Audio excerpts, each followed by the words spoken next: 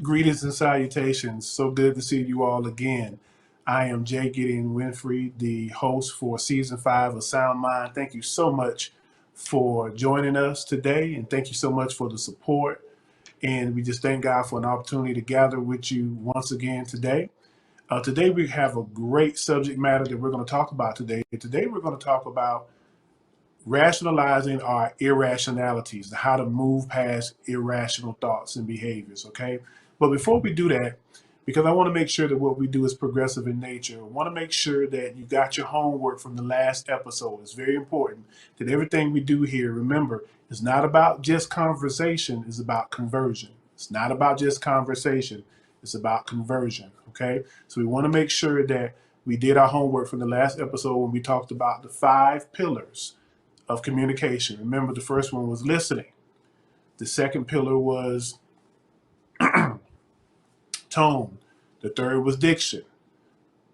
The fourth was delivery, and the fifth was timing. Okay, we gave you some exercises that you can take into consideration on what to do and how to navigate through that. So if you don't have your homework, go back and do your homework to make sure that everything that we do is building and progressive so that we can have, again, not just conversation, but we can focus on conversion. Okay, that's the whole purpose of what we're doing is we want to be changed and not talk about change, but we actually want to experience the change to get to the higher ground that God has for us. Okay. All right. So now that we got the homework from last episode out the way, I'm really excited about today's episode because today we're talking about rationalizing our irrationalities. Okay, and how do we move past irrational thoughts and behaviors? Okay, so we're going to break this down into some real manageable dynamics here so that you can really understand what really is at the core of our irrational thoughts and behaviors. Okay, what's always important is that we come up with what I call the operational definition, meaning that when we say a word, we all know what it is that we're talking about. So when we talk about irrationalities in irrational thoughts and behaviors, basically in lay terms, and I'm going to make this really simple. When we talk about irrationalities, we're talking about things that just don't make any sense. You ever have thoughts and behaviors that when you look at it or when somebody brings it to your attention, it's like, it just doesn't make sense. It makes no sense why I think that way. It makes no sense why I move that way. But then sometimes we can get so used to function in irrationality that it becomes rational to us. And we want to definitely dispel those myths and we want to bring those walls down as far as our mental health and how to contribute to our rationality and not irrationality, okay? But there's some components here that I want to highlight when we talk about irrationalities. There seems to be a basis in what I've seen in my practice with those that I've worked with over my 25-year career, okay? The first aspect of irrationality is the irrationality of distrust, okay?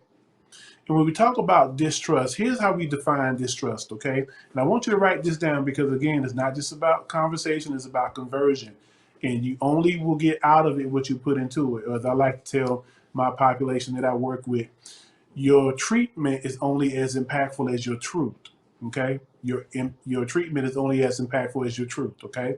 All right, so with distrust, here's our definition of distrust. And pay attention because this is going to be key how we navigate through this in today's episode. So when we talk about distrust, we're talking about when an act has been done to you tangibly with evidence or the flesh. So when we talk about distrust, distrust is based on the origins of something that has actually been done to you.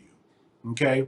If somebody has taken something from you, if somebody has put their hands on you, um, somebody has somebody has been disloyal, and that it's something that has been done to you. So when we talk about distrust, we're talking about a tangible act that has evidence behind it. Okay, that's what distrust is. Okay, so if you find yourself being distrusting of someone, it comes from the basis of something that was done to you. So it's not imagined. I always tell those that I work with, what you feel is what you feel. It's not imagined. There's a reason why you feel it.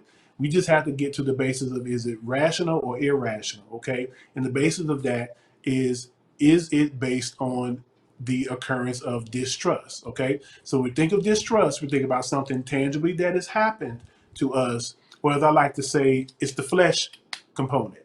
Okay, it's the flesh because it's something that's evidence, something that was done to us. Okay, that's distrust. Okay, so that's one component of irrationality. So after this component of distrust, there's play, and that is the component of suspicion. Suspicion is different from distrust, and here's our definition of suspicion. Write this down. Okay, our definition of suspicion is such, where suspicion is unproven gathering of thoughts, observations that's based on our own deductions. Okay, so again, here's our definition of suspicion: unproven, watch that word, gathering of thoughts, observations based on our own deductions. So basically, suspicions is basically thought. Okay, now with suspicions, guess what? You could be wrong. You could be very wrong in your suspicions, because suspicions again are based on the unproven gathering of thoughts and observations. Like, you can watch a coworker and then something can happen where your boss says something to you about being late, and because of how you looked at that coworker, you'll be suspicious of them. You don't really have anything to evidence it, but it's just suspicion. You just kind of, because of something they said in a meeting, or because of how you watch them interact with somebody else, you just become suspicious. And the thing that we have to be mindful of with suspicions when it comes to irrationalities is that you could be wrong. You could be very wrong. My mother, Lord rest her soul, used to always say, ain't nothing worse than a person being wrong and loud. Okay? So you want to make sure, if you're going to be wrong, let's at least be quiet. Let's just be a little quieter when we're wrong, because you don't loud, because that's going to be extremely embarrassing to you. Okay?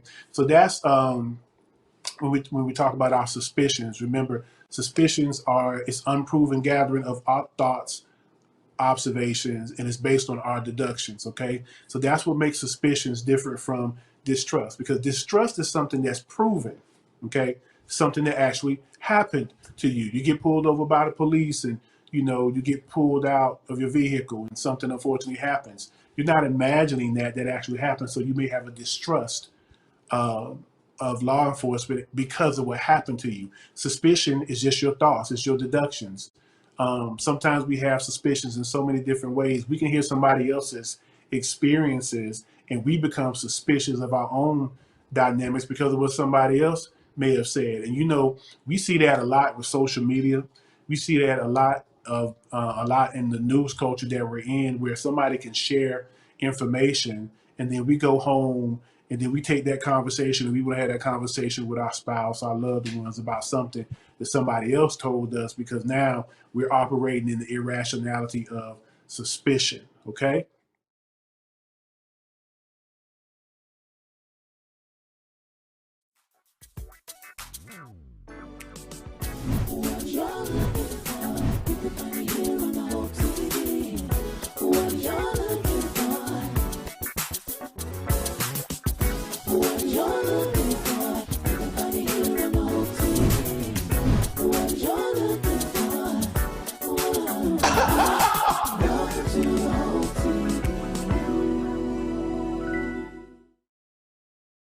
This is the story of a boy who was very sensitive to lights and sounds.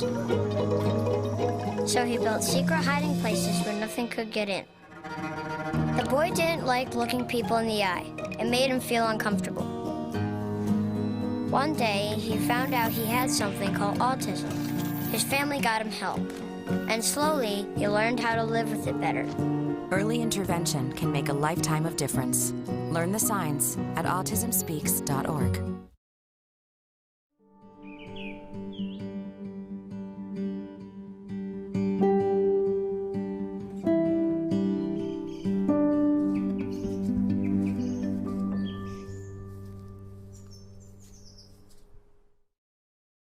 So quick recap. Number one, the first irrationality is on distrust. Number two is suspicion.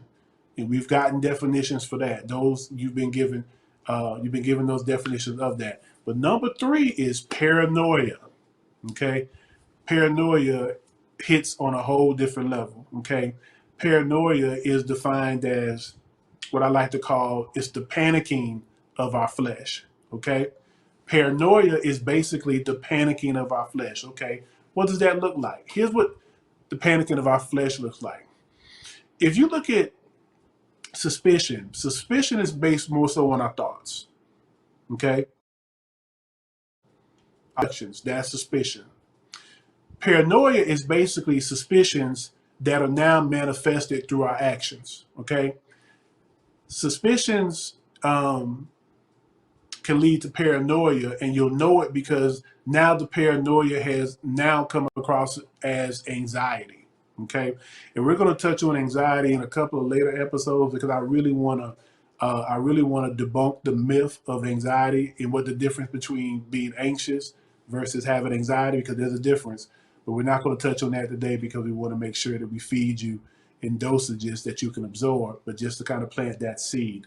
So when we talk about paranoia, we're talking about basically when our suspicions manifest themselves in the flesh, where now we are experiencing a physical manifestation of our suspicions, and it may come out in how we treat people. Say if we avoid certain parts of town because of something that we heard, that's paranoia.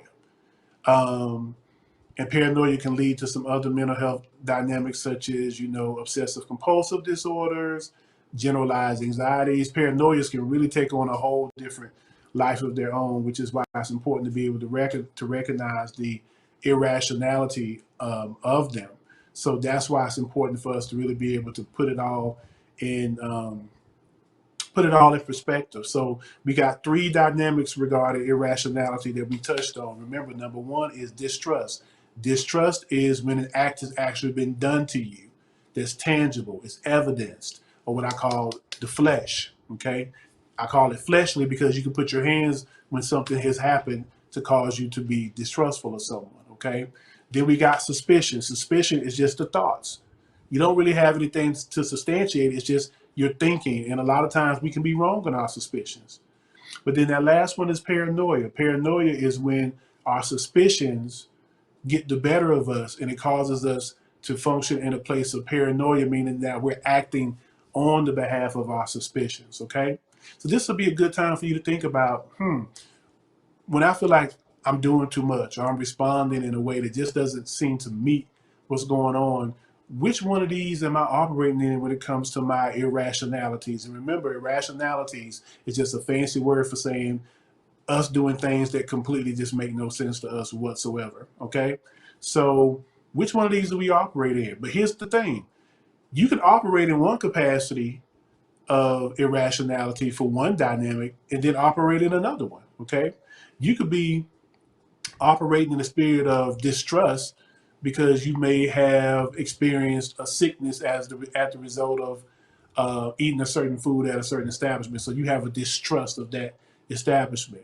But you can be completely for an establishment, but you can also have now a suspicion of other foods as a result. Say maybe your mom cooked something, or maybe your spouse cooked something, and now you have a suspicion because of what happened somewhere else. So what I'm saying to you is that one area of your life you can be experiencing distrust, but then another area you could really experience suspicion, and then paranoia in another area. So you can experience this in any different ways. So just do a self-assessment. Be honest with yourself. Think about the things that we go through and say, all right, when that happens, am I doing too much? Or just for people? Ask the people that you love.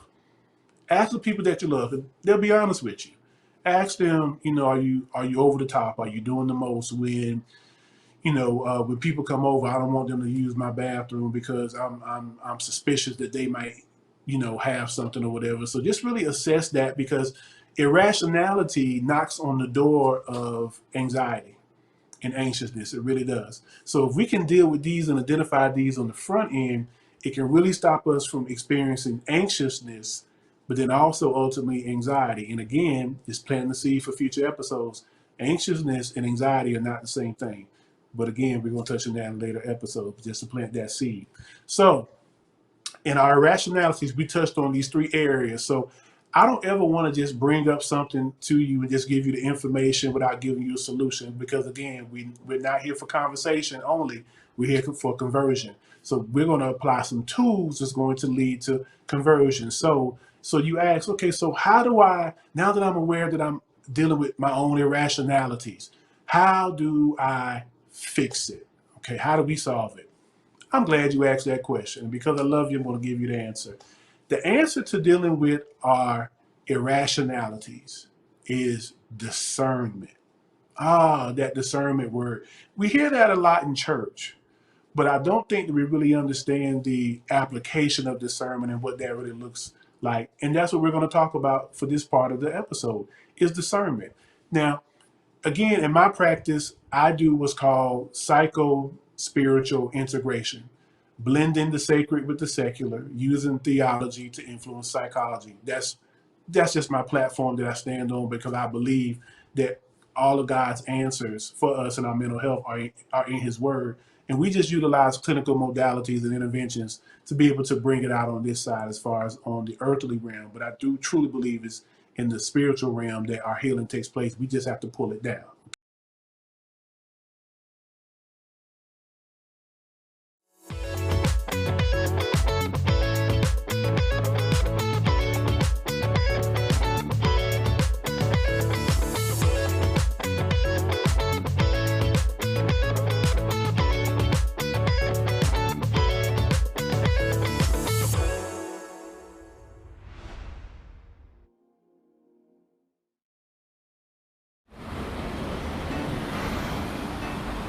Hey, let's check out this park.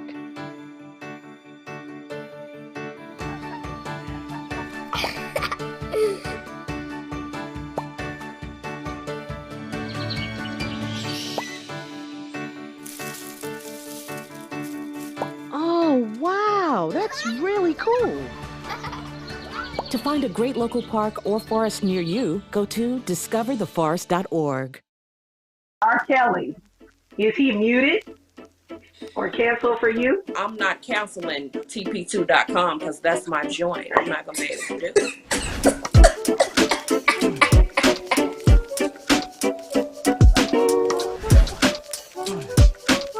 Look, we're going to get all in there today. Going back to church. Are you ready to get in the house or are you ready to stay online? I don't want to catch COVID. I'm ready, but I want to be safe. Burnout in 2021, do you feel it? I am going, not trying to get burnt out because I understand how it is. If you die today or tomorrow, your job description is going to be on somebody's Indeed.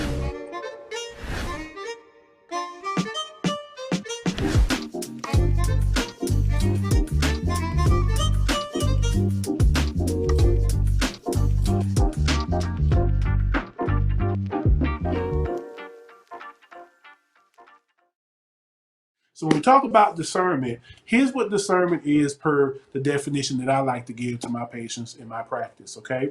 Discernment is, write this down, God-given wisdom that gives a peace and calm, making the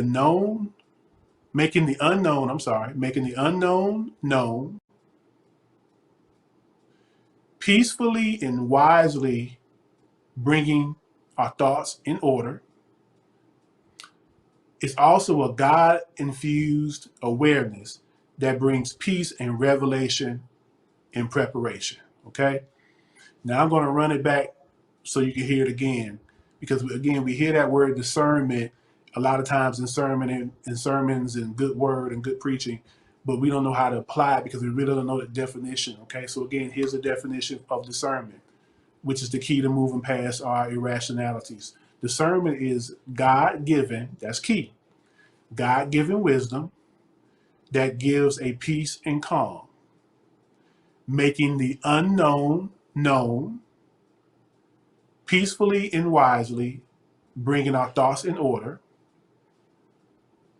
and it's God-infused awareness that brings peace and revelation in preparation. So let's break that down in the lay terms. Discernment basically is, how do I take God-given wisdom and bring about peace and calm in my life. Okay? In the manner in which we do that, the first thing is God given, which means we have to go seek. One of my favorite scriptures that I love to have my patients apply is when God tells us, "Be anxious for nothing, but through prayer and supplication, make our requests known to God." There's so much in that as far as a mental health perspective, because what God is saying is, first of all, don't get worked up about it. Through prayer, which is communication, through communication and letting Him know what it is that you need. Tell me what it is you need. Let's talk about it. So that's basically, when you bring that down from the heavenly places, basically that's discernment. Discernment is, let's work through whatever it is that we have going on in order to really figure out what's at the core of it. And you know when discernment is at work because you get a peace about it. You find out things that you didn't necessarily know before because you stop looking at the issue as an issue and you start looking at the issue as something for you to be able to overcome and grow through. Discernment can be used interchangeably with the word insight. When you get insight on something, when it becomes oh, well, this is what happens because of this in my life. Now, let me caution you on this. Your discernment is strongest within yourself, not necessarily outside of yourself. Because one of the things that I often see in my practice in therapy is that people seem to have a lot of discernment when it comes to other people, but don't really have it when it comes to themselves. And that's always something that I always want to make sure that we are just mindful of, is that if your gifts aren't maximizing your own awareness, it's going to be pretty hard to have credibility about it maximizing somebody else's. So sweep around your own porch first when it comes to discernment in that aspect. So we want to have self-discernment, because if we can trust the self-discernment, then the external discernment that we charge outward towards other people, it's going to be pretty reliable because we've self-checked in that capacity. Okay, so when we talk about discernment, the way that we apply that is we want to take distrust and suspicion and run it through the discernment process. Again, let's get insight into it. Why am I distrustful? Why am I suspicious? And let's get to the core of it. Not so much what has been done to me, but why have I reacted and responded in that way? That's key to being able to get to the core workings of discernment, is why do I react that way? And being able to answer that in a peaceful and calm place. That's how you know discernment is working. Also, distrust and suspicion is unsettling by default nature and design. So when you have distrust, suspicion, and paranoia, it's going to be uncomfortable. So don't let that discomfort discourage you from being able to apply the process of discernment. It's meant to be uncomfortable because of the very nature of what distrust, suspicion, and paranoia is based on. So that discomfort is not a bad thing if we manage that and we are able to utilize discernment and we address the dynamic in a way that promotes solutions versus recycling it. And we do that a lot of times with our rationalities. We recycle it and we apply it to areas that really it has nothing to do with. And so what's also important is that you understand that discernment pulls the truth out of distrust and suspicions. Discernment will pull the truth out of distrust and suspicion. So when you look at it for what it is and you start applying discernment, it's going to pull the truth out. You'll be able to figure out what's at the core, and then we can deal with that and get to the higher ground and for that place of peace and calm. And the more that you go through this process, the more peaceful it is, because you're getting that insight. You're getting the answers that you so desperately need. And then you start to realize that I can overcome this by utilizing discernment, which is God-given awareness. Okay. Now understand that discernment is the cure for distrust, suspicion, and paranoia. It is. That's the cure. It's applying it in that process, progressive model. That is how we're able to move forward when it comes to moving past our irrationalities. Okay. Now keep in mind also that when we are suspicious, it looks as if irrational thoughts and irrational behaviors get worse. Okay. So you got to understand that when we're starting to apply discernment, it's going to look like it's getting worse because you're actually exposing it. Okay. So don't panic. It has a very calming principle to it, but the more you face it and the more that you're honest and transparent, it's going to become more and more settling to you, more calm, because you're getting the answers to it is that whatever the causes are of your distrust and your suspicion, and your paranoia. Now, so the answer to ultimately moving past our irrationalities is the renewing of the mind and the prayer of discernment. I love in God's word when God gives us a commandment that really we're charged every day to renew our mind. And the renewing of the mind is basically every day we should be thinking of the things that are good and pure and righteous. Everything that's good is going on around us. Not saying that we don't pay attention to the negative things, because the negative things we got to deal with, the things that, may be a challenge, we got to deal with that. And we're not running from that. But where we focus our thoughts is going to have a lot to do with our rationality versus our irrationality. It's going to have a lot to do with it. So as we renew our mind, being intentional in our positive thoughts, being intentional in taking responsibility of our thoughts and our behaviors, being intentional in working through the matters and the dynamics of our mind and our heart and our spirit, that is ultimately how we're able to overcome and move past our irrationalities, okay? All right, so your assignment for this week is to be able to self-examine, look at those areas that people say that, you're tripping about, you're doing the most, you're doing too much. Look at those and see, as far as your irrationalities, which area do these irrationalities seem to be birthed from? Is it distrust because of something that actually happened to you? Is it suspicion based on thoughts of what could happen, but it's not really founded? Or is it paranoia that has just really been thoughts and behaviors that have gotten such out of control, and now you manifest such a belief in something happening that your overall mental health and behavior health is compromised? So look at those areas and then move through utilizing discernment. Look at those areas, take ownership of it, have conversations with your loved one, your spouse, your mate, classmates, people that really know you, and being able to look at what the core of that is. And even if that means, of course, utilizing a mental health professional, preferably, someone that has a spiritual background. I think it's always best personally. But there's so many mental health practitioners out here that are willing to help you discern through your irrationalities so that you can live the life that you want to live and live it wholly based upon what it is that the Father will have for us to do. So that's it for today's episode. You got your conversation, we got our conversion, we got our tools, you got your homework. And so I think you did good today. So I want to thank you for your attendance. Thank you for being here. Thank God for you. So glad that the Sound Mind and also the House of Hope and Hope TV. Thank you so much for what you do for this ministry. So we pray that God continue to bless you and keep you, and that he makes his face shine upon you and be gracious unto you, that he will turn his love and smile and countenance towards you, and that he will give you shalom peace. May you have peace with God. May you have peace with yourself, and may you have peace with others. I'm Jay Gideon Winfrey, licensed therapist, and this has been another episode of Sound Mind. And remember, let your theology influence your psychology, because sound doctrine leads to a sound mind. Take care. We love you, and we'll do it again next week.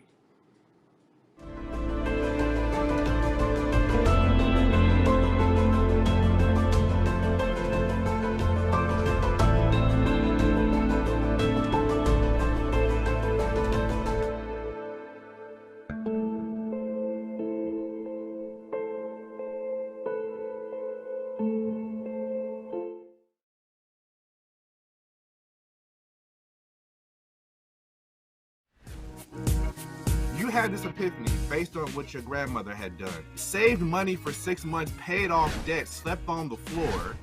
And because of this conversion moment, you literally are sitting on the board of a bank that wouldn't have even given you a loan.